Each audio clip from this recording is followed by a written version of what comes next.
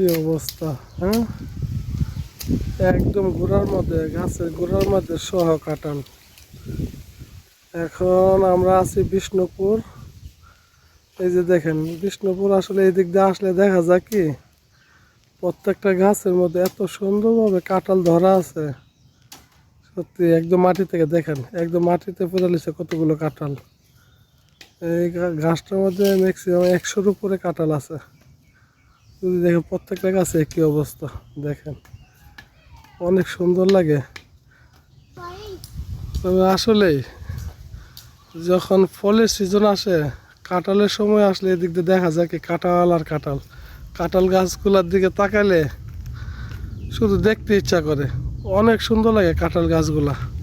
তারপরে লিচু গাছ আছে, লিচু গাছগুলোর মধ্যে খুব সুন্দরভাবে লিচু ধরে রাখে।